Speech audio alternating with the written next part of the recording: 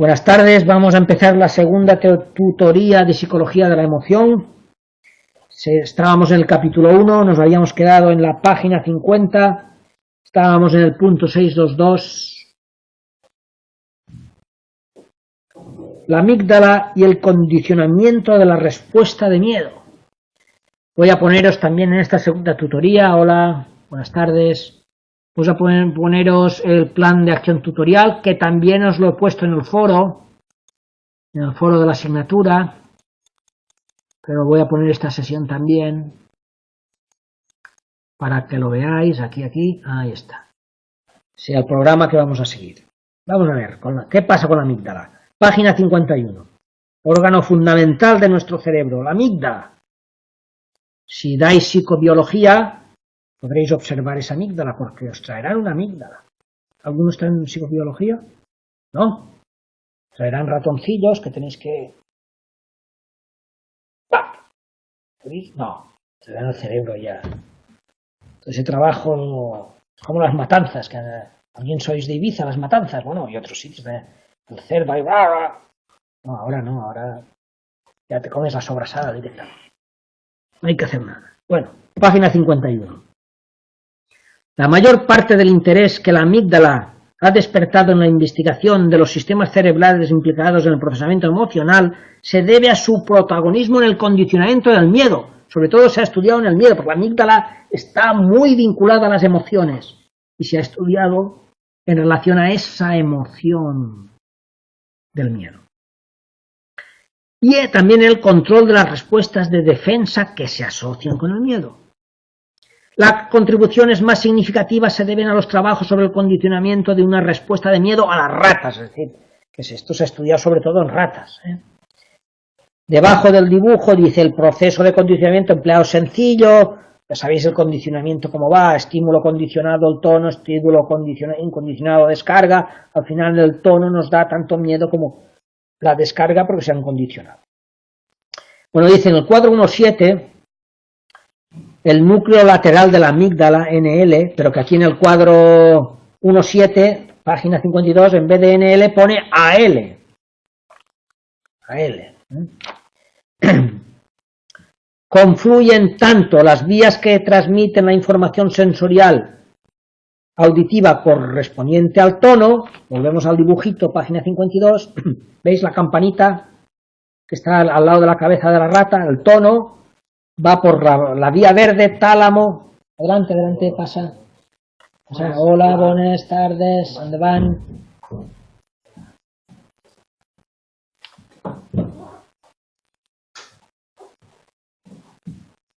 Página 51.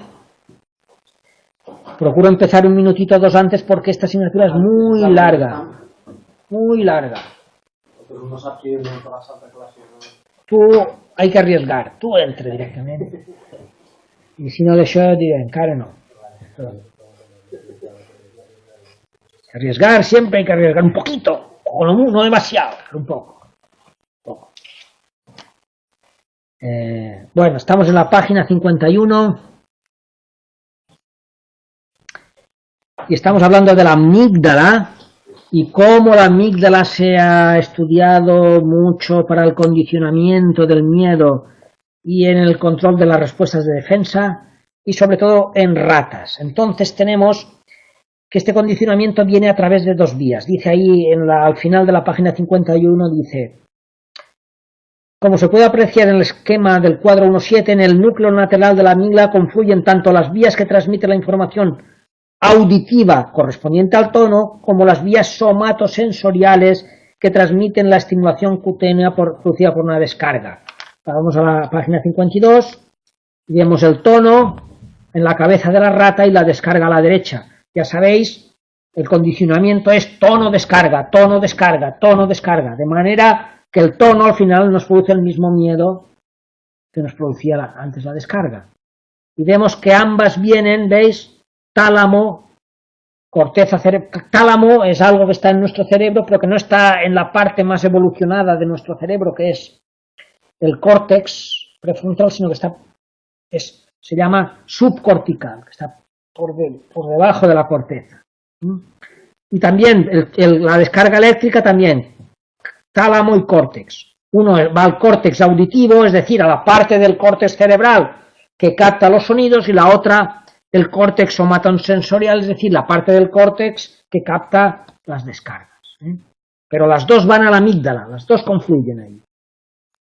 Entonces seguimos con la letra, vamos de nuevo a la 51.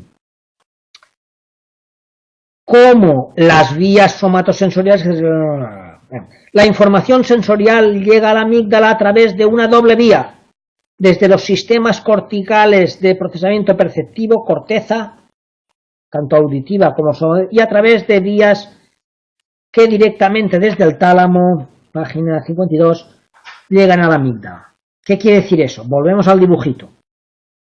El tono va al tálamo. Del tálamo puede ir directamente a la amígdala o pasa por el córtex y a partir del córtex va a la amígdala. El shock también va al tálamo. Del tálamo, flecha de la izquierda va directamente a la amígdala, o flecha que tira para abajo va al córtex y luego del córtex va a la amígdala. ¿Y qué depende? No, es que va por los dos vías. Es decir, cuando nosotros se produce este proceso o cualquier estímulo de por ahí, viene vía, si es una cosa de sonido, va del tálamo, va directamente, el tono va directamente al tálamo, que no es algo que no percibimos, porque el tálamo es una parte del cerebro que es subcortical, no hay conciencia de eso, pero está ahí. Y va también, del tálamo puede pasar directamente a la amígdala, o sea, una conexión interna subcortical, que yo no me entero, porque va de dos partes del cerebro que son subcorticales y por tanto no conscientes, que es del tálamo a la amígdala, o va del tálamo al córtex cerebral, que ahí sí me entero, y luego a la amígdala. O sea que puede ir a la amígdala directo desde el tálamo o puede ir a la amígdala a través de la conciencia, del córtex. Entonces dice, los hallazgos más significativos son debajo del dibujo. Está caído, lo preguntan siempre, vamos. La información que llega a la amígdala directamente desde el tálamo, sin pasar por el córtex, por tanto es inconsciente, es suficiente para que se forme la asociación tono-shock. O sea, aunque yo no me entere de eso, se produce esa asociación, porque se produce una asociación vía subcortical. B. La información procedente de las dos vías llega en primer lugar al núcleo lateral NL, que aquí pone AL, en el dibujo pone AL, de la amígdala, para finalmente hacer estación en el núcleo central de la amígdala. Dentro de la amígdala hay como dos partes también, el núcleo lateral NL y el núcleo central NC. Este núcleo, a través de sus conexiones con el hipotálamo y con el tronco cerebral, contribuye a conformar las respuestas conductuales y fisiológicas características del miedo. El hipotálamo es otra parte subcortical que tiene que ver mucho con el recuerdo, con el almacenamiento de vivencias, donde se recuerda un acontecimiento. Y C. El significado emocional del estímulo condicionado por el sonido, que el miedo, porque este sonido nos produce miedo, porque se ha condicionado con la descarga, por asociación con la descarga, y este condicionamiento tiene lugar tanto si pasa por el córtex como si no pasa. Porque aunque nos corten la vía de conexión del córtex con la amígdala, como está la otra vía, no es que a nadie se la hayan cortado, sino que han cogido a alguien que lo tenía cortado, o se le ha cortado a la ratita, ¿no? Entonces han visto que pasaba eso. C. El significado emocional del estímulo condicionado está determinado por el sonido y por el contexto en que se produce. Es decir, el solo hecho de colocar al animal en donde ha tenido lugar el acondicionamiento hará que tenga miedo. O sea que se produce condicionamiento no solo al tono, sino al contexto. Cuando lo llevan a la sala, ya se da cuenta, uy, algo va a pasar aquí. No solo se condiciona a la campanita, también al contexto. El contexto está compuesto de muchos estímulos, por lo que el condicionamiento conceptual requiere que el hipocampo, es esta parte que integra, dice el hipocampo integra los estímulos y envía el resultado de su integración a la amígdala. Las lesiones a la amígdala rebloquean, esto también ha caído mucho, este parrafito. Las lesiones en la amígdala bloquean la respuesta de los animales, tanto al tono como al contexto. Si nos cortan la amígdala, ahí estamos perdidos. Si nos lesionan la amígdala. Porque ya no hay ningún condicionamiento.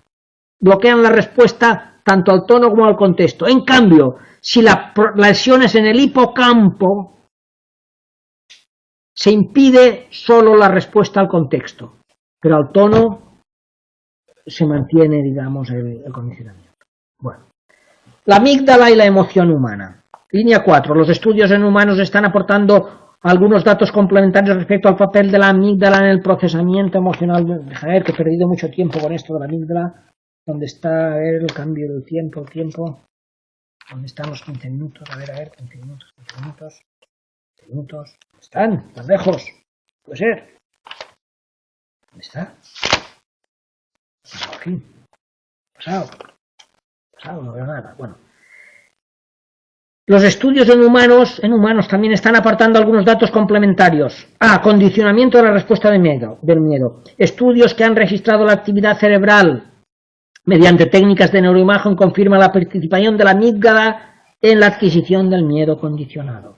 Pero además, cuando el estímulo condicionado se presenta subliminalmente, de tal forma que el sujeto no es consciente de su presentación, es decir, cuando va directo del tálamo a la amígdala sin pasar por la conciencia, por lo cortical, se ha observado la activación de la amígdala y otros núcleos subcorticales. Estos datos apoyan la existencia de una vía subcortical para detectar estímulos emocionales, hecho que converge con los datos procedentes de la investigación animal, que sugiere la doble vía por la que llega la información a la amígdala. B. La amígdala interviene en los procesos de aprendizaje emocional implícito, es decir, que no son conscientes. La amígdala desempeña un papel importante en el aprendizaje y control de las... Esto también ha caído muchísimo este párrafo. La amígdala desempeña un papel importante en el aprendizaje y control de las reacciones de miedo y ansiedad, concretamente en los procesos de aprendizaje emocional implícito, no consciente. Sin embargo, el hipocampo, que es la parte más consciente, es necesario para el establecimiento de memoria declarativa o explícita, que es una memoria consciente. La amígdala, en cambio, interviene en la memoria emocional. La memoria emocional es el recuerdo de la emoción que sentí, no del acontecimiento que ocurrió, que esto es el hipocampo, sino de la emoción que sentí en aquel momento. La rabia, por ejemplo, página 54. La clínica neuropsicológica ha aportado evidencia relevante en apoyo a la afirmación un poquito más abajo, la quinta línea larga dice: el paciente con lesión en la amígdala fue incapaz de aprender la respuesta condicionada al miedo. Si nos cortan la amígdala, si nos la lesionan, estamos perdidos. Fue incapaz de aprender la respuesta condicionada de miedo. Porque la memoria emocional implícita, ya lo hemos dicho antes, se gesta en la amígdala. Sin embargo, el paciente podía informar verbalmente de la secuencia estímulo condicionado e incondicionado, memoria explícita que depende del hipocampo. En cambio, cuando es el hipocampo el que está lesionado, el recuerdo explícito es lo que se deteriora. No hay memoria declarativa, que es memoria del hecho. Pero el paciente sí muestra la respuesta condicionada al miedo, porque la amígdala ha quedado sana. Si están lesionadas ambas estructuras, claro, entonces nada de nada, ¿no? Siguiente párrafo. Estos estudios sugieren que la amígdala y el hipocampo intervienen en la elaboración de dos clases de representación de las propiedades aversivas de un evento: la emocional implícita, la amígdala, y la declarativa explícita, el hipocampo. La amígdala parece ser responsable del establecimiento de asociaciones dotadas de contenido afectivo. La amígdala tiene que ver con la emoción, el afecto, activando a través de ella las respuestas fisiológicas dependientes del sistema nervioso autónomo. Podemos reaccionar afectivamente a un estímulo sin saber por qué. Por otra parte, el hipocampo parece ser necesario para la adquisición de información explícita, consciente y verbalizable acerca de las reacciones entre estímulos. No obstante, altos tipos de recuerdo no actúan por separado, lógicamente, sino que existe una estrecha interacción entre ellos que dan lugar a la experiencia emocional y consciente.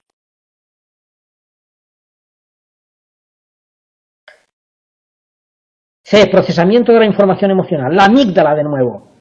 La emoción amígdala. La amígdala también desempeña un papel relevante en la evaluación afectiva de estímulos relacionados con la amenaza al peligro. La evaluación de si es muy o no muy peligroso. La evaluación del peligro, por ejemplo. Página 55, segundo párrafo. Los estudios en sujetos sanos han corroborado las conclusiones de los estudios de lesiones. Involucran a la amígdala en el reconocimiento de señales negativas que producen activación. La activación de la amígdala un poquito más abajo se produce incluso cuando los sujetos veían expresiones faciales de miedo presentadas de forma tan fugaz que no podían reconocerse conscientemente. Y la amígdala, o nosotros a través de la amígdala detectamos eso que nuestro cerebro no detecta, porque se ha presentado a un nivel incapaz de detectarlo por la conciencia. Por lo que se puede deducir que la amígdala participa en el proceso no consciente de estímulos emocionales y que actúa con un sistema rápido. Las emociones nos hacen actuar con rapidez, nos dan agilidad en la respuesta, que nos alerta y nos permite responder eficazmente ante la amenaza. Y la corteza cerebral, ahí ya estamos en lo consciente. El córtex prefrontal y la respuesta emocional. Aunque la respuesta automática protagonizada por la amígdala puede ser muy rápida y eficaz en algunas ocasiones, nuestras emociones se originan en ambientes muy complejos y tales reacciones podrían ser no adaptativas. Sí, nos hacen un regalo por San Valentín y reaccionamos con rapidez, le damos un beso. Pero si no nos regalan, ahí tenemos que pasar por otro proceso, porque si no igual le damos con el rodillo paca. Entonces, estas reacciones podrían no ser adaptativas, porque no se ha enterado que era San Valentín. Puede pasar lo que hemos dicho antes, los procesos. No se ha enterado, el pobre no se ha enterado, no se entera de nada. Nuestras emociones son fruto de una acción más deliberada, que además del estado emocional inmediato, tiene en cuenta otros factores, como la situación externa, el conocimiento previo adquirido, si es que nunca se entera, ¿para qué le voy a dar algo así?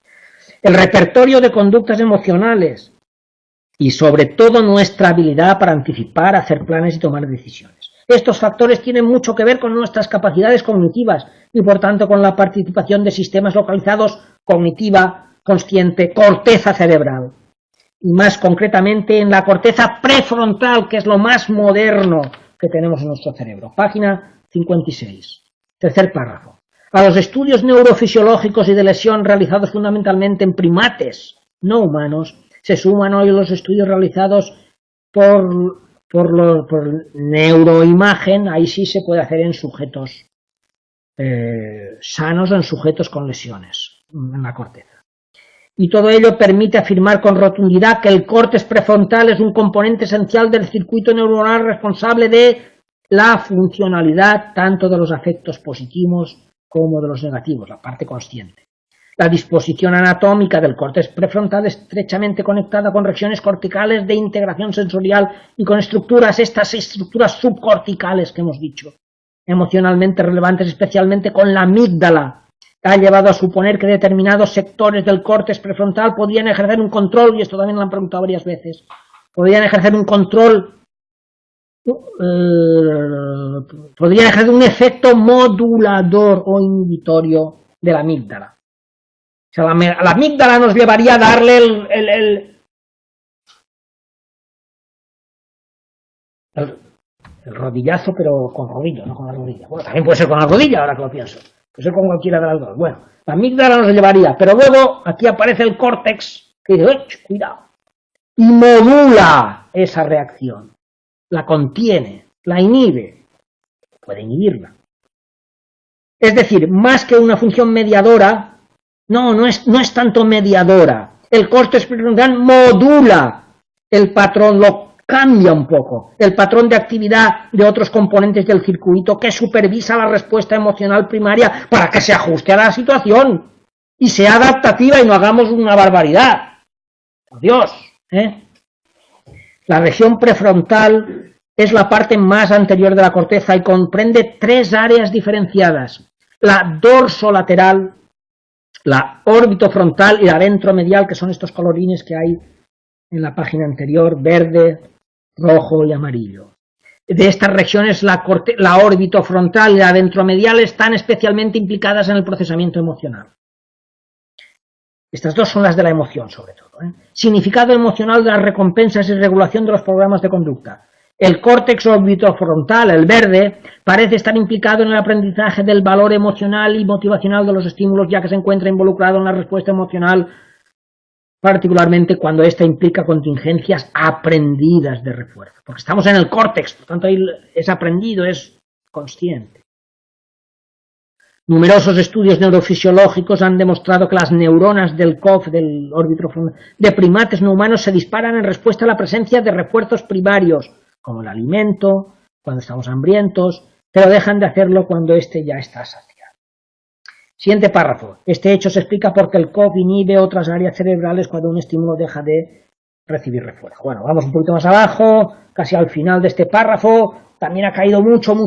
Las 5 últimas líneas, dice Rawls, en 1999, las neuronas del córtex prefrontal pueden detectar cambios en el valor de las recompensas de estímulos aprendidos y adaptar las respuestas conforme a estas variaciones, porque detecta las variaciones. El COF está relacionado con el control emocional inhibitorio. Este es el que nos inhibe de darle el rodillazo, permitiendo el cambio de conducta en función del significado emocional de los estímulos. Muy importante porque ha caído mucho.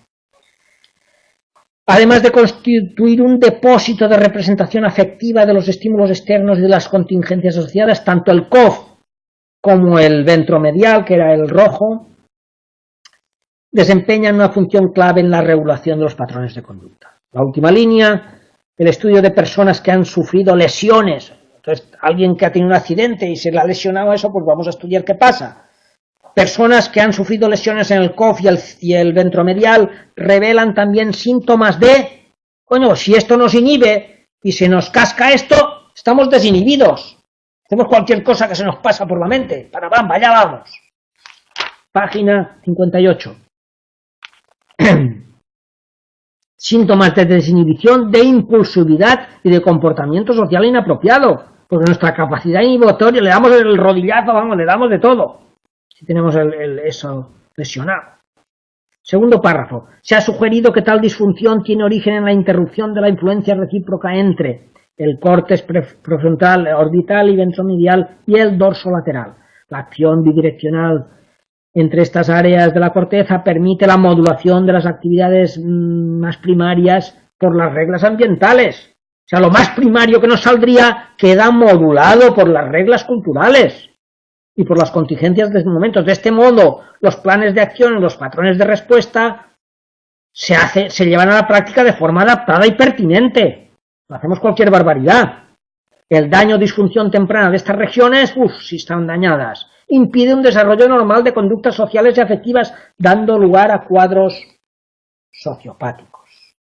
Emoción y toma de decisiones. La investigación actual en el campo de la neurociencia afectiva está siendo firme a la hora de plantear que las emociones luego la enorme importancia de las emociones, juegan un papel crítico en el razonamiento, la planificación de la conducta y la toma de decisiones.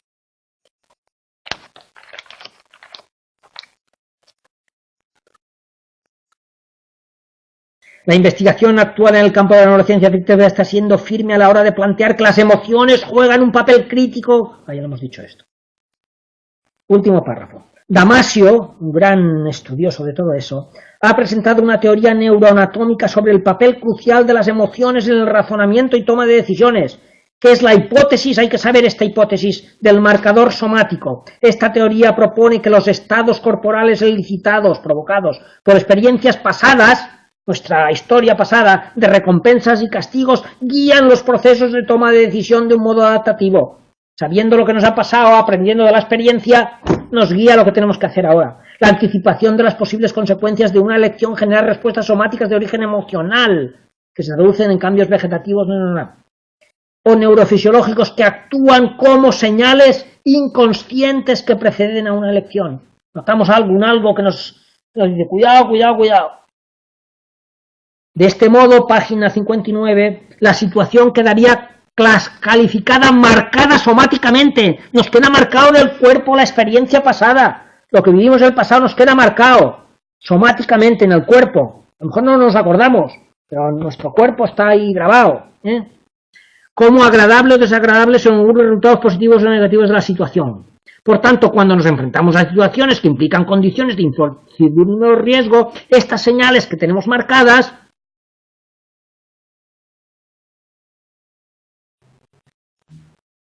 influirán en el curso de la acción, facilitándonos la toma de decisiones. Hay que señalar además que este proceso se desarrolla, y esto lo han preguntado varias veces, de forma no consciente. Ya os lo dije, que el inconsciente, lo que hacemos depende más de nuestro inconsciente que de nuestro consciente. Siguiente párrafo. Según esta hipótesis del marcador somático, el procesamiento de estas señales somáticas de naturaleza emocional tiene un sustrato neuroanatómico, el ventromedial, el verde, el rojo, y el medial del COF, el verde. Tales estructuras son las encargadas de asociar de determinadas situaciones con las emociones generadas por las consecuencias de situaciones pasadas.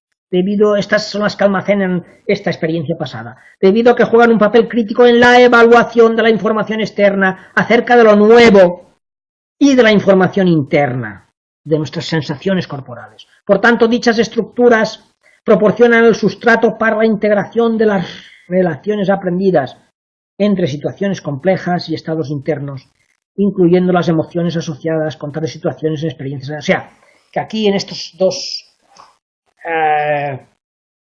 órganos subcorticales del cerebro se integra la información interna y externa, incluso la histórica de nuestro pasado. Página 60, segundo párrafo.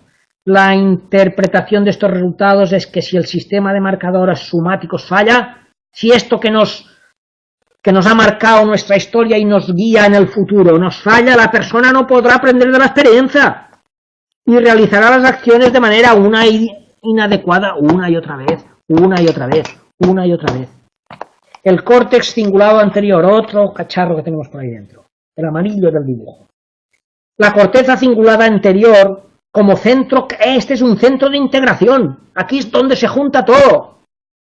Como centro de integración de la información de las vísceras, de la atención, de la emoción. Está involucrada en la expresión de la emoción y parece estar relacionada con la experiencia consciente. Está con la experiencia consciente. Se establece una distinción entre la porción anterior, que es una sección afectiva, y la posterior, que es una cognitiva. La cognitiva es la más consciente, ¿no? Siguiente párrafo. Aquí al final dice, de dichos estudios se puede concluir que la parte afectiva es crucial para la evaluación de situaciones de conflicto. Y la sección cognitiva, último párrafo, esta región desempeña un papel relevante en la selección de las respuestas y en el procesamiento cognitivo. Bueno. Orientación cognitiva, punto 6.3, página 61.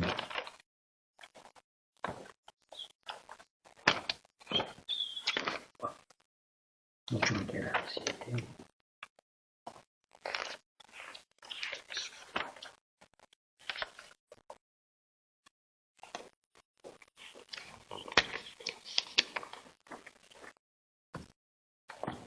Orientación cognitiva. Una de las cuestiones más relevantes de la psicología de la emoción y que ha despertado el mayor interés es cuáles son los prerequisitos cognitivos mínimos para que se produzca una emoción, porque estamos en la oración, ahora estamos en la orientación cognitiva, luego hasta vamos a poner el peso en lo cognitivo, en el pensamiento, en lo consciente, según esta orientación. ¿Es la cognición una condición necesaria para la emoción?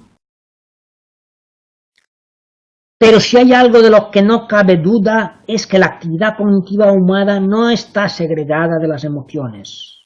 Y desde el punto de vista psicológico, los estudios de la emoción insisten en la naturaleza compuesta de los afectos y destacan el rol fundamental de los aspectos cognitivos en la determinación cualitativa y cuantitativa de la respuesta emocional. Último párrafo. Las orientaciones dentro de este enfoque cognitivo comparten la asunción de que estamos en la orientación cognitiva. Las emociones son desencadenadas por un tipo especial de activación cognitiva. ¿Cuál? La que tiene la función de evaluar los acontecimientos externos en términos de relevancia personal. ¿Qué decir relevancia personal? Si esto lo detecto como importante, pues me va a afectar de manera importante o no. El significado que otorgamos a los acontecimientos, página 62. En virtud de sus implicaciones para nuestro bienestar. para el logro de nuestras metas constituyen los determinantes, según esta teoría, los determinantes primarios en la mayoría de las emociones. En este sentido, la emoción es resultado de un patrón evaluativo fruto de un procesamiento cognitivo. Segundo párrafo. Por otro lado, si el término cognitivo se restringe al significado de percepción consciente, los procesos de evaluación como antecedente fundamental de las emociones no implican necesariamente percepción de conciencia. Algunos de los procesos críticos empleados en la emoción son automáticos y no conscientes. Punto 631. Interpretación cognitiva y arousal. Ya, arousal era la activación famosa. Activación o arousal. Segundo párrafo. Si trazamos una ruta de las contribuciones más significativas sobre la relevancia de los procesos cognitivos en la aparición de la emoción, el trabajo de Marañón, Gregorio Marañón, en el Hospital S de Madrid, el Gregorio Marañón, ¿habéis oído hablar? Esta persona inició lo que las denominadas teorías basadas en la interacción entre la actividad fisiológica y los procesos cognitivos. Este grupo de teorías sostiene que la activación fisiológica es una condición necesaria, como aquello de las teorías bifactoriales que vimos, ¿verdad? Necesaria, pero no suficiente para que se produzca una emoción. Para que se produzca la emoción es necesario tanto la valoración del estado de activación fisiológica como la valoración del contexto del ambiente. Página 63, segundo párrafo. Los resultados de su investigación, nos referimos a una Marañón, alertan de la importancia de los factores cognitivos en la experiencia emocional y de ellos se derivan relevantes implicaciones. Primero, que puede disociarse el componente fisiológico, que le llama emoción fría, del subjetivo, que es la emoción psíquica o caliente de la emoción. Dos, que el efecto de la activación adrenalínica induce un estado de inminencia afectiva que requiere la presencia de elementos cognitivos que le permitan explicar su estado de activación fisiológica. Y tres, que no puede haber emoción sin activación fisiológica, pero tampoco emoción sin componente cognitivo. Cuatro, que el estado emocional es fruto de la interacción de estos componentes. Aunque el trabajo de Marañón más tarde sirvió como base para los estudios de Chester y Singer, que son los que crearon la teoría que ha pasado más a la historia y más famosa. La teoría bifactorial de la emoción. Importante que también han caído muchas preguntas sobre la teoría bifactorial de la emoción. Los postulados de esta teoría defienden que la activación fisiológica es necesaria para que se produzca la emoción, pero la percepción de la activación no es suficiente. La activación indiferenciada determina la intensidad de la emoción, mientras que la cualidad estará determinada por la interpretación, y ahí entra una interpretación de carácter cognitivo. Según esta teoría, conocida también por otro nombre, de la arousal más cognición, porque es bifactorial, activación, arousal más cognición, bifactorial. La intensidad de la activación fisiológica se corresponderá con la intensidad emocional, pero esta activación fisiológica será inespecífica en sí misma, en ausencia del componente evaluativo cognitivo que le da la cualidad. Siguiente párrafo. A Chester y Singer se les atribuye la inclusión de los procesos cognitivos para comprender cómo se produce la emoción. Último párrafo, y también ha caído bastante, años más tarde, Mandler, con su teoría de la evaluación discrepancia. Teoría de la evaluación discrepancia. También atribuye un carácter indiferenciado a la activación fisiológica fruto de la, página 64, interrupción cognitiva, entendiéndola como un prerequisito, prerequisito sí, pero no suficiente para el desarrollo de la experiencia emocional. Serán los continuos procesos interpretativos, y ahí entra la parte cognitiva, quienes confieren la cualidad. Última línea de este párrafo. Sin evaluación, según esta teoría, sin evaluación no hay, por tanto, emoción. Vamos a otras teorías. Punto 632. Teorías cognitivas, pero dentro de las cognitivas de la valoración, appraisal. El concepto de valoración constituye el núcleo de la aproximación cognitiva en la comprensión de las emociones. Desde este planteamiento, la valoración, appraisal, por parte del sujeto de diversos aspectos del ambiente serán un elemento clave del proceso emocional que permitirá entender qué hace a una emoción diferente de otra, ¿Y por qué se dan diferencias individuales? ¿Por qué se dan diferencias individuales? Porque la valoración que hacen unos y otros es distinta. Valoración. Página 65. Arnold fue la primera autora en proponer la primacía de los procesos valorativos situacionales en la aparición de la emoción, acentuando la dimensión hedónica de los estímulos como elemento clave para la cualidad emocional. Un poquito más abajo. La autora utilizará el término apreciación para designar un juicio evaluativo directo e inmediato sobre un objeto como bueno o malo, placentero o peligroso. En la secuencia causal, este proceso está ubicado con anterioridad a la activación fisiológica y también con anterioridad a la posterior emoción. Su teoría, 3 últimas líneas, desarrolla también el concepto de sentimiento, porque la emoción y el sentimiento no acaba de ser lo mismo. No acaba de ser lo mismo. El sentimiento es algo como más evolucionado, menos primitivo, más complejo. Sentimiento que surge tras, porque para que haya la emoción salta sin proceso cognitivo muchas veces. También hay una parte cognitiva o la orientación cognitiva le da mucho peso a lo cognitivo, pero es mucho más primitivo. Los animales también comparten emociones con nosotros. También los sentimientos ya es sentimiento que surge tras la determinación valorativa, la valoración de las consecuencias de la emoción. Por tanto, la emoción solo es posible tras la percepción y evaluación estimular. Bueno, aquí los vincula bastante, porque están muy vinculados, claro. Punto 6321, dimensión de valoración. Bueno, aunque las teorías de la valoración en su conjunto comparten el hecho de que las valoraciones de las personas antes de la situación son un elemento clave, para comprender las emociones se pueden identificar diferentes aproximaciones. Y hay 4 aproximaciones, atendiendo a cuál sea la naturaleza y tipo de la dimensión valorada. Están criterios, 4 grupos, son criterios, atribuciones, temas y significado. Bueno, esto es un poco de... Esto me lo salto. Página 66. Punto 6322. Teoría cognitiva motivacional, relacional de las emociones. Lazarus. También lo preguntan mucho al Lazarus. Línea 3. Propone un modelo cognitivo de interpretación de la emoción en el contexto del estudio del estrés. Al atribuir las diferencias individuales en la respuesta al estrés a la mediación de procesos psicológicos que explican la continua interacción sujeto-entorno. Estos procesos son valoración cognitiva y afrontamiento. Página 67. Lazarus, en cuyo trabajo se define la valoración cognitiva como aquel proceso que determina las consecuencias de un acontecimiento.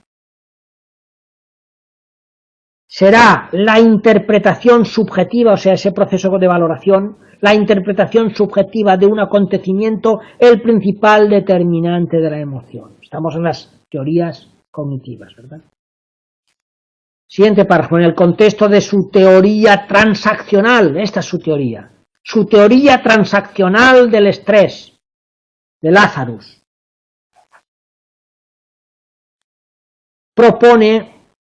en ese contexto propone otra teoría que le llama cognitivo-motivacional relacional de las emociones, cuyo supuesto es que las emociones se diferencian en función de patrones característicos de procesos se diferencian según el proceso de valoración cognitiva.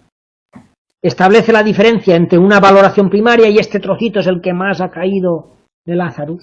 Establece la diferencia entre valoración primaria, cuya función general es determinar la relevancia, o sea, yo valoro si eso es muy importante para mí o no, la relevancia personal de los acontecimientos, y la valoración secundaria, que es el proceso cognitivo que media la respuesta emocional de acuerdo con las opciones que tengo yo de afrontamiento, según si puedo afrontar más o menos esa situación. Bien. Por ejemplo, en el cuadro 1.9 pone componentes del proceso de valoración. En amarillo, procesos de valoración primaria, ya lo hemos dicho, que son relevancia de la meta, si es importante para mí o no. Siguiente recuadro amarillo, congruencia o incongruencia de la meta. Y tercero, implicación del yo. Todo esto serían procesos de valoración primaria, que también lo han preguntado. Y los de valoración secundaria en azul serían adjudicación de la culpa o mérito, siguiente cuadrito, potencial de afrontamiento y siguiente, expectativas futuras. Bueno, nos vamos a la página 68 y para terminar con Lazarus diremos, segundo párrafo, en uno de sus últimos trabajos Lazarus señala algunas características como distintivas de su teoría con respecto a otras, que son el énfasis en la faceta motivacional de cada emoción e identificar un núcleo temático fundamental para cada emoción. Bueno. Punto 6323, modelo de procesamiento de sincronización de componentes. Más allá de una teoría de la valoración, vamos a ir un poco más. El modelo propuesto por Scherer parte de un supuesto. Las emociones forman parte de los mecanismos de un continuo filogenético, nuestra evolución como especie, filogénesis, que facilitarán la adaptación a los cambios producidos por el ambiente y son definidas como procesos dinámicos, complejos y multicomponenciales. Página 69, muy importante su modelo de los chequeos secuenciales de Scherer para la diferenciación de emociones. Pretende explicar cómo los distintos episodios emocionales son resultado de ¿qué? De una secuencia de chequeos de evaluación de estímulos específicos que implica la organización de distintos sistemas orgánicos. La emoción es un episodio dinámico en la vida de los organismos que supone un proceso de cambio continuo en todos los subsistemas de la cognición, motivación, etc., que permiten una adaptación flexible a los acontecimientos que son relevantes. Siguiente párrafo. Los componentes de este proceso evaluativo secuencial son los siguientes, y esto lo han preguntado bastante. Estos subsistemas, ¿cuáles son? Subsistema de procesamiento de información, que es el sistema que evalúa o determina la probabilidad de ocurrencia de un estímulo. También su novedad. Línea 4, y valora si hay cambios que son significativos para el organismo. Un poquito más abajo, el primero de los componentes, por tanto, es el primero de los componentes, este procesamiento de información es cognitivo, porque hay un procesamiento cognitivo de la información vinculado a el sustrato orgánico, es el sistema nervioso central y su función es la evaluación de los eventos que ocurren. 2. Subsistema de soporte. Y este es el que más ha caído, el de soporte. Son las eferencias. Aferencia es lo que nos entra, eferencia es lo que sale. Son las eferencias periféricas que cumplen la función de regulación hemoestática del organismo y producen la energía necesaria para la acción. Involucra estructuras del sistema nervioso central, del autonómico y del neuroendocrino.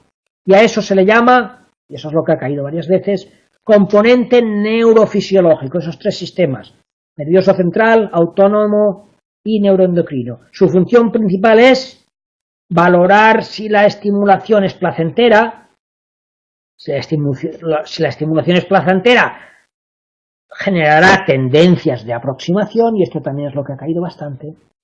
Si la estimulación es displacentera, generará evitación, evitaremos aquello. Otro subsistema que también ha caído mucho, el subsistema ejecutivo. El tercer componente es de carácter motivacional. Su finalidad, línea 3, es decidir, preparar y dirigir las acciones, planes. El subsistema evalúa si los estímulos son relevantes, y esto es lo que también ha caído bastante, si los estímulos son relevantes y cumplen objetivos importantes para mí, si conducen o obstaculizan nuestras metas. 4. Subsistema de acción. Está al servicio de la acción, expresión, comunicación de reacciones e intenciones, así como la ejecución de acciones voluntarias, y a eso se le llama, estas cositas entre paréntesis lo han preguntado aquí también, el componente expresivo instrumental. Con el soporte del sistema nervioso somático, cumple la función comunicativa, informando sobre reacción e intenciones. Bueno. Página 70, otro subsistema, subsistema de monitorización, es decir, de medida. Se expresa principalmente como sentimiento subjetivo. Alude a la valoración de compatibilidad entre normas sociales y personales. Si es compatible lo que yo deseo con las normas sociales. Y me adapto, porque hay otros que no se adaptan, les es igual, se las saltan. Este componente de sentimiento subjetivo cumple la función de monitorizar, medir el estado interno del organismo y las interacciones constantes que éste mantiene con el ambiente. En este marco, en rojo, la emoción se define como el acontecimiento de cambios interrelacionados, sincronizados en el estado de todos o la mayoría de los estos cinco subsistemas del organismo activados en respuesta a la evaluación de un evento externo o interno relevante para el organismo. Bien. El antecedente que pone en marcha el proceso emocional es la percepción de un cambio en las condiciones estimulares. O sea, los cambios en la percepción de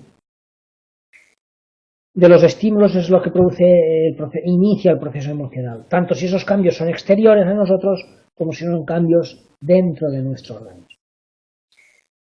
Bueno, componente cognitivo, comprobaciones secuenciales de los estímulos. Nos detendremos en el componente cognitivo del proceso del que dependen los sistemas de análisis, evaluación y valoración de las situaciones estimulares. Página 71, tercer párrafo. Como puede apreciarse en los estímulos, ya hemos dicho que el inicio es por estímulos, pueden ser externos o internos.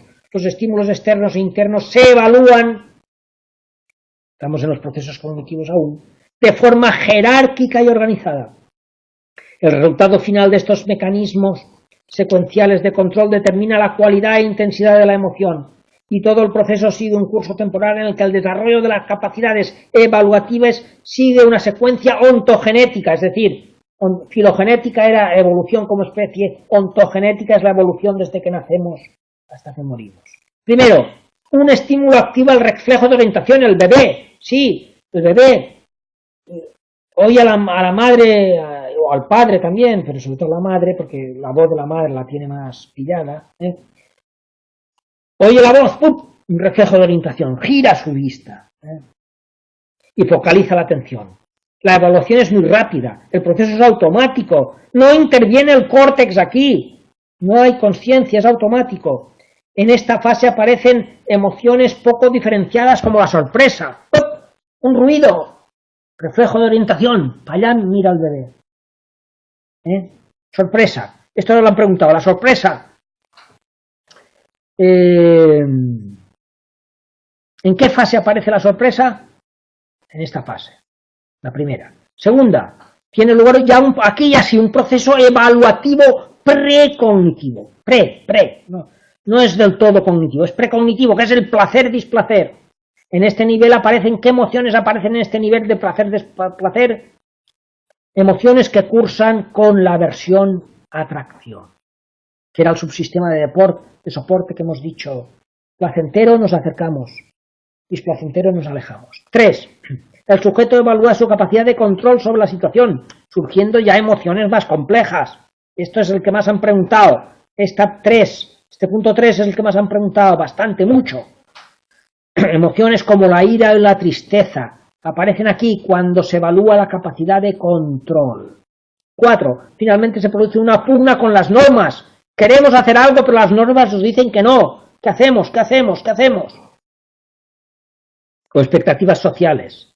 Surgiendo, y esto también lo han preguntado mucho, las emociones secundarias y complejas como la culpa, el orgullo, la vergüenza, el desprecio. El modelo propuesto por Klaus Scherer permite la integración de las secuencias de valoración con diferentes niveles de procesamiento. Y para terminar este capítulo, vamos a ver un poquito sobre la inteligencia emocional. Tenemos que ir más rápido, hoy nos alargaremos un poquito, si no, no nos va a dar tiempo. A ver, página 72, tercer párrafo. La inteligencia emocional, que se ha hablado en los últimos años muchísimo, no es una teoría más sobre cómo funcionan las emociones, sino que es un desarrollo sobre cómo utilizar de manera óptima y adaptativa las emociones. Tenemos inteligencia emocional si sabemos utilizar de forma óptima y adaptativa nuestras emociones. Si no le hemos dado el cachiporrazo.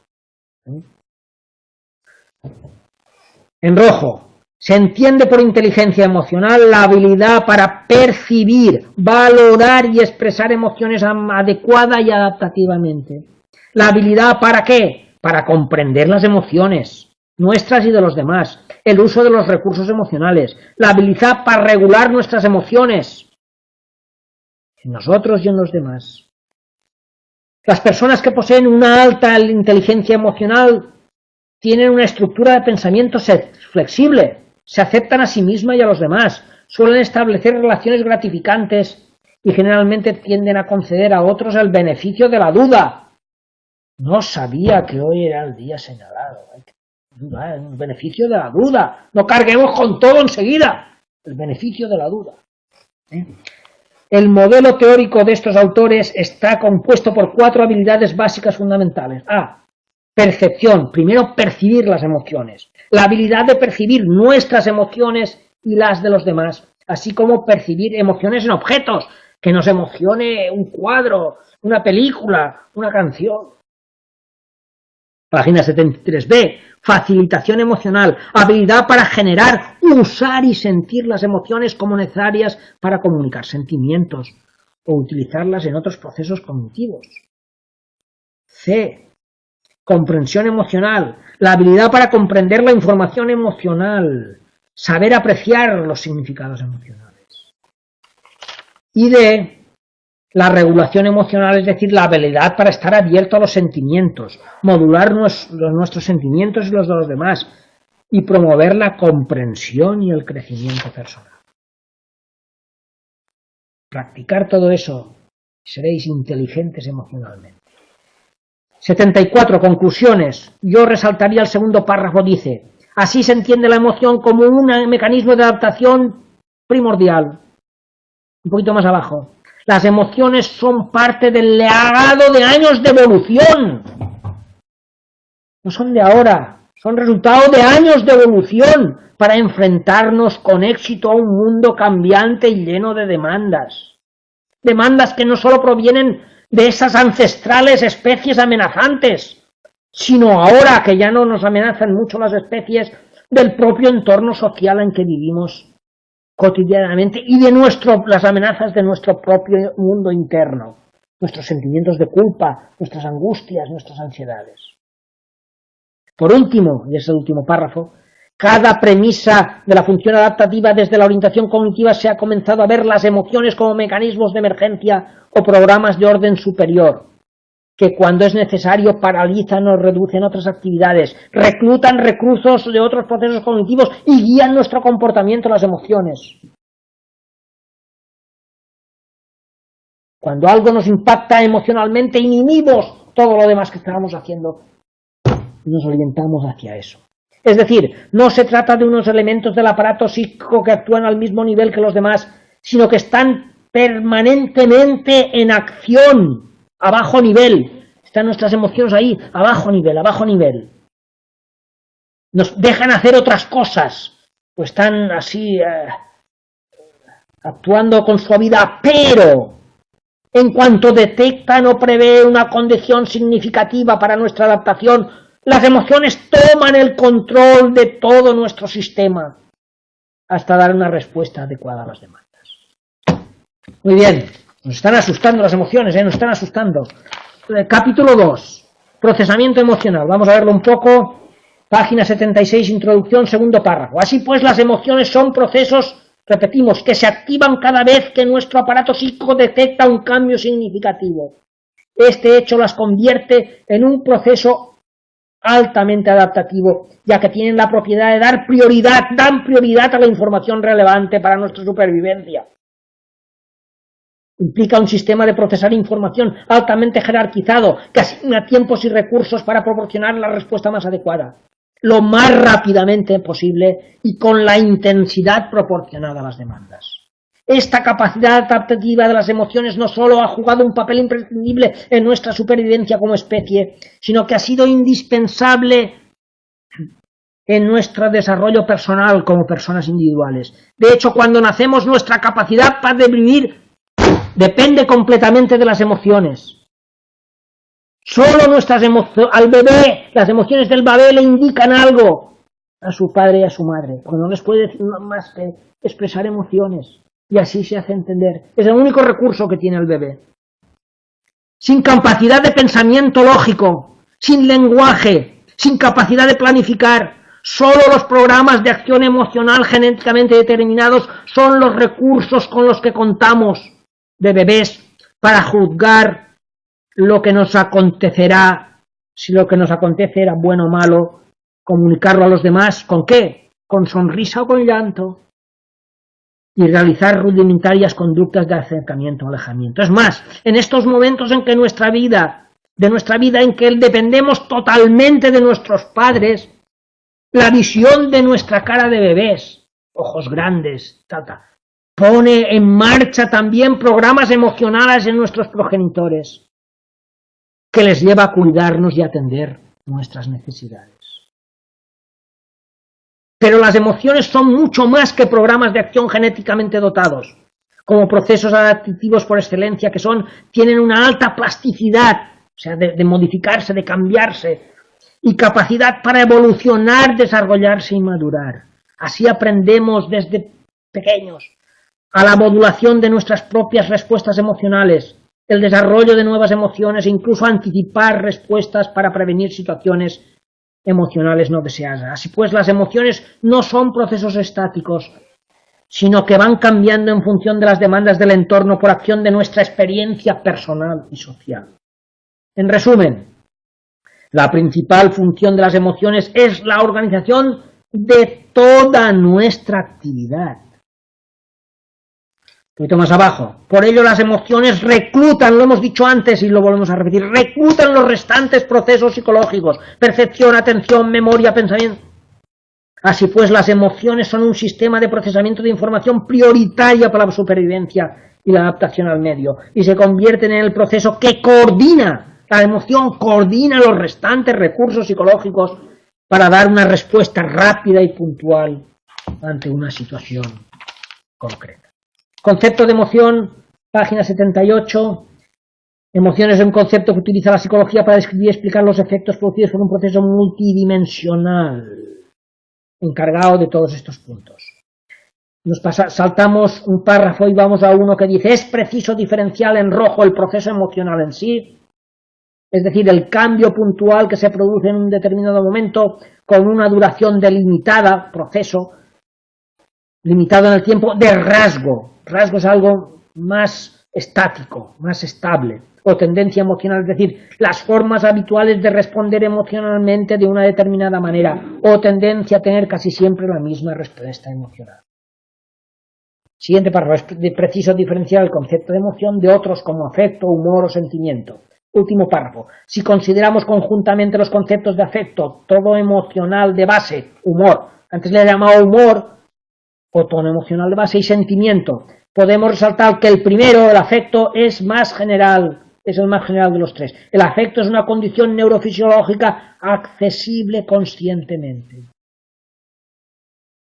Penúltima línea. Prácticamente todas las especies poseen un proceso afectivo. Página 79. Segunda línea. El afecto tiene que ver con la preferencia y permita el conocimiento del valor que tiene para la persona las distintas situaciones. El afecto es primitivo. Está desde el principio. Es universal y simple. Existe una tendencia innata hacia el afecto positivo de tal suerte que la meta de toda persona es el placer. Buscamos afectos positivos. El humor. Siguiente párrafo. El humor es un término ambiguo que nos refiere a un estado de ánimo o tono emocional de base. Es una forma específica de estado afectivo. El estado afectivo engloba todo, es una forma específica. El tono emocional de base implica la existencia de un conjunto de creencias acerca de la probabilidad que tiene la persona de experimentar placer o dolor en el futuro, es decir, de experimentar el afecto positivo o negativo. Un tono emocional de base concreto puede durar varios días. La emoción, que también es una forma concreta de afecto, por lo contrario, suele durar muy poco. ¿Veis? El tono emocional dura varios días. La emoción es algo puntual, de un momento determinado, aquí y ahora. La rabia que me ha dado que se le haya pasado el día de los enamorados, hombre. La emoción puntual de ese momento. Schwartz y Clore distinguen el estado emocional o tono emocional de base de la emoción, perfilando el estado de ánimo como más difuso. Esto lo han preguntado bastante, esta parte. El estado de ánimo es en el humor es más difuso y generalizado, mientras que la emoción es una reacción específica a algo particular. No se ha acordado. Por otra parte, también se diferencian ambos conceptos en la proximidad de la causa, ya que el estado de ánimo tiene una causa más remota en el tiempo. La emoción es lo que acaba de pasar en este momento. Rojo, el tono emocional de base refleja la probabilidad de que la persona obtenga placer o dolor a partir de sus relaciones con el medio ambiente físico y social. Por último, el sentimiento es la experiencia subjetiva, es más cognitivo, tiene más proceso de pensamiento que la emoción. Es la experiencia subjetiva de la emoción. Seguimos en el rojo. El término sentimiento se refiere a la evaluación cognitiva, momento a momento, que un sujeto realiza cada vez que se enfrenta a una situación. De este modo podemos plantear que las emociones son, también han preguntado todo esto, lo del sentimiento y lo de ahora de la emoción. Las emociones son procesos intensos pero breves. En cambio el tono emocional es menos intenso pero más duradero, y los sentimientos son impresiones pasajeras apenas perceptibles. El sentimiento es menos intenso que la emoción.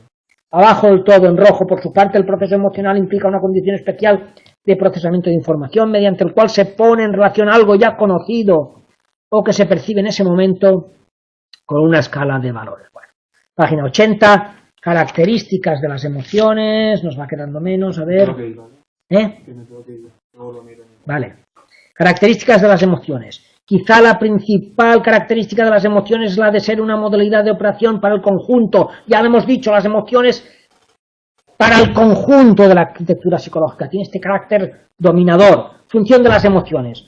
Las funciones, según Revy, son una función adaptativa, una función social y una función motivacional. 3. La función adaptativa. La emoción sirve para facilitar la conducta apropiada en cada situación, lo cual le confiere un papel extraordinaria relevancia en la adaptación, como hemos visto en el primer. La función más importante de la emoción es precisamente ¿cuál? También lo han preguntado bastante. Preparar al organismo para que ejecute eficazmente una conducta exigida por las condiciones que movilice energía, que dirija la conducta al objetivo. Página 81, debajo del cuadro.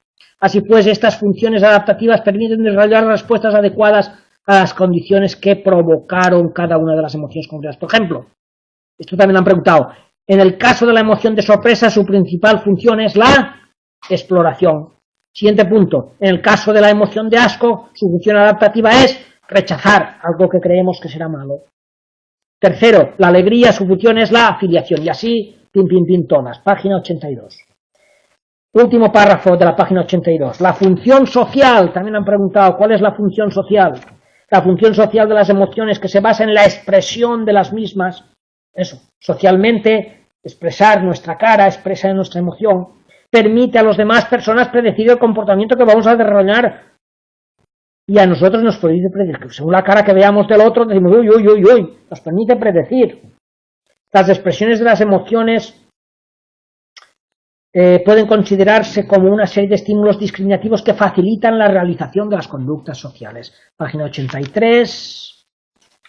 Estas funciones se cumplen mediante varios sistemas, el verbal y la no verbal, y la comunicación no verbal, la que no es con palabras, sino lo que expresa nuestra cara. Esta última tiene una importancia especial, ya que al menos las emociones primarias tienen un patrón específico y universal para su comunicación, configurado por la postura corporal, sobre todo la expresión facial y la prosodia. La prosodia es la entonación, es decir, el tono emocional.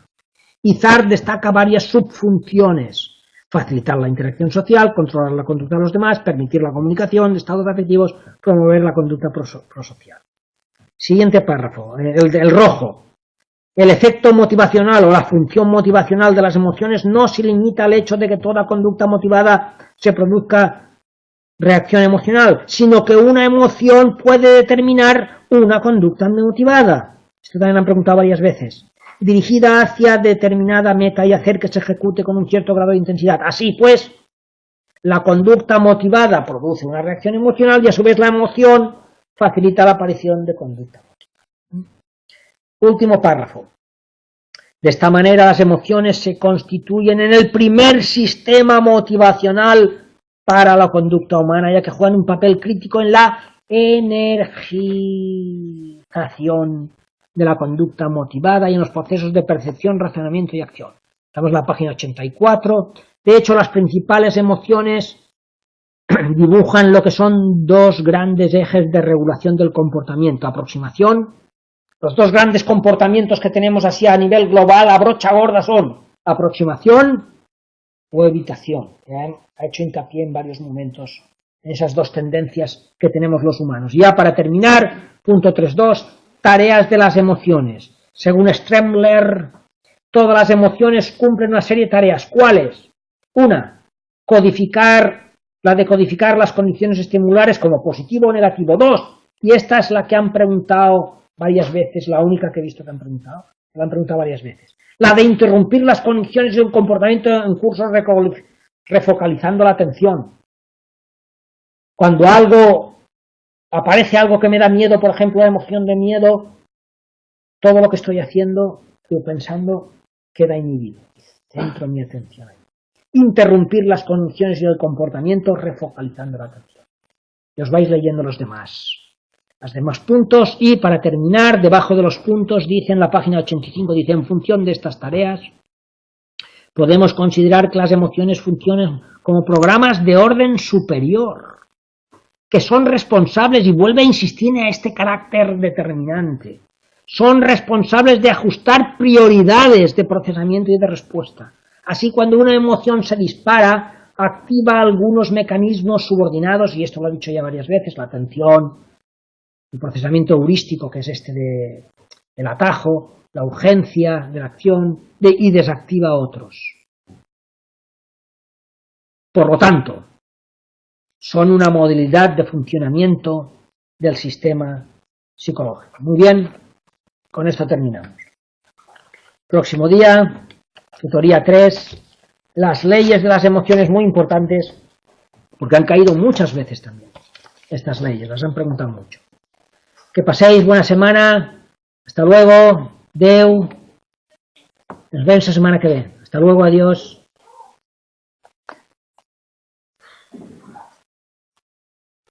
Vuelvo con 2 kilos menos.